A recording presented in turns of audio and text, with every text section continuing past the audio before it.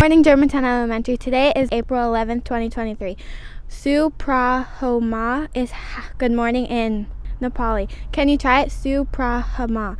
This is Jordan bringing you today's morning announcements. Please stand for the Pledge of Allegiance. I pledge allegiance to the flag of the United States of America and to the republic for which it stands, one nation, under God, indivisible, and justice for all. You may now be seated. Now here's Alex with the birthdays for this week. Hello, this is Alex. Wow, it's going to be a beautiful sunny with temperature in the 50s. We would like to wish a happy birthday to the following students. They had their birthday over spring break. Corey S., Tahid, Reem A., Amy C.R., Zeno E.B. This week we would like to wish a happy birthday to Josiah B., Elijah C., Maya V., Nana A., Mason L., Ryan N. Our staff birthdays for this week is Mr. Dempsey. Hello, here's Miss Case with some good news. Good morning, Germantown Elementary.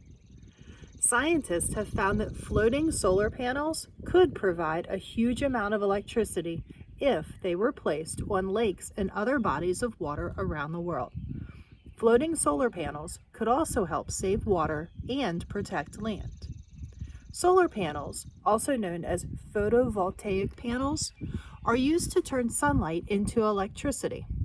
Most solar panels are placed on land in large collections called solar farms, but recently people have begun to explore putting solar panels on water. Because these panels float, some people call them floatovoltaics.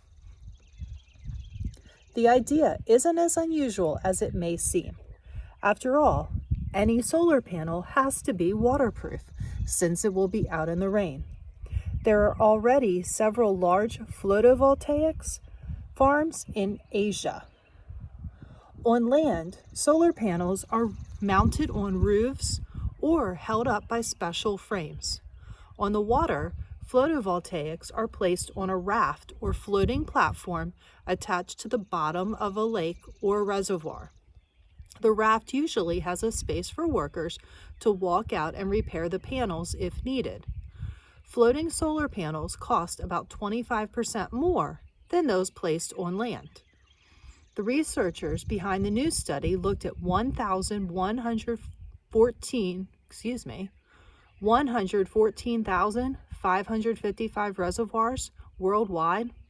They used computer programs to figure out how much electricity could be produced yearly by covering 30% of those reservoirs with floating solar panels. The answer was surprisingly large, more than twice the amount of electricity the United States generates every year, and 10 times as much electricity as all the solar power currently being generated in the world. One of the authors of the paper described the results as remarkable. The scientists found that photovoltaics would be especially useful when reservoirs were near smaller cities.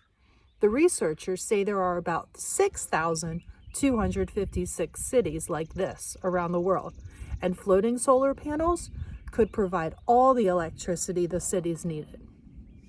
Photovoltaics can also help save water by limiting evaporation from reservoirs. The scientists say that solar panels covering just 30% of the reservoir surface could save as much water as 300,000 people would use in a year.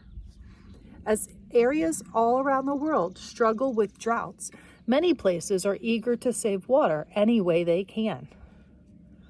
There are several other reasons that make photovoltaics a good idea. Photovoltaic panels work better when they're not extremely hot. The water helps cool the panel so that they create more energy. Putting solar panels on water also means that there's no need to clear land for a solar farm. That's more and more important as countries around the world fight climate change and protect natural spaces for animals. Photovoltaics aren't perfect. Covering too much of a reservoir with panels could affect the plants and animals in the water.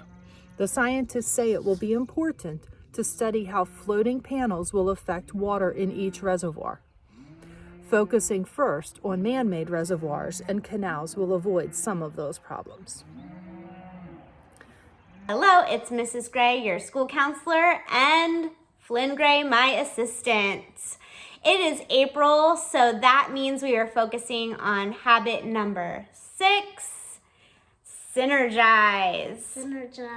So synergize means working together, teamwork, going back to our previous habit, think win-win, making sure we're really trying to make it a win-win for everyone in a situation, and we're working together in harmony. So before we left for break, we had several Patriot leaders, and here they are. For habit number 1, be proactive, we had Valerie T. in 3rd grade, Toman N. in 4th grade, Heron K. in kindergarten. For habit number 3, put first things first, we had Juliet B.G. in 1st grade. For habit number 5, seek first to understand, then to be understood, we had Jael K. in 3rd grade, Jen N. in 5th grade, Marcellus F. in kindergarten. For secret habit number 8, inspire others, we had Leslie T.A. in kindergarten. And back to focusing on our restorative justice practices and looking at conflict resolution tips. Again, I'm mentioning going back to that, finding a win-win solution. So making sure when you're in a conflict or you're problem solving, you're brainstorming a solution or making a deal where everyone feels heard and that their voices and needs matter. So remember that as we go into April, that you're always trying to look for a win-win solution. Have a great week, everyone. Good morning, everybody. Welcome back. Hope you had a great spring break. We are really happy to have you back. So if you went somewhere, I hope you had a fantastic time. And if you stayed home, I hope you had a good time as well. I stayed home, but if you see my background, you'll see where I wish I had traveled. That's one of my bucket list places. I really want to go to Egypt at some point in my life, but I didn't get a chance to go during spring break, so I figure I'll virtually go for now. So anyway, I hope you had a wonderful time, and we love to have you back. We're really excited to start the 4th quarter. So here's just a few things going on this week that you should know about. Tomorrow, kindergarten, 1st and 2nd grade, you guys are going on a field trip to Black Rock, so I hope you have a great time. And then on Friday will be the April Principals Chats. So teachers, check the newsletter for the times on that. We're really happy to be back. Hope that you had a restful break and you're ready to come back and, get back into the swing of things and work hard. We're really looking forward to seeing you in the hallway. So I hope you have a fantastic day. Your mindful message quote for the week is, "The whole is greater than the sum of its parts." This is Evelyn wishing everyone a wonderful week. Be respectful, be responsible, be safe. That is the German way.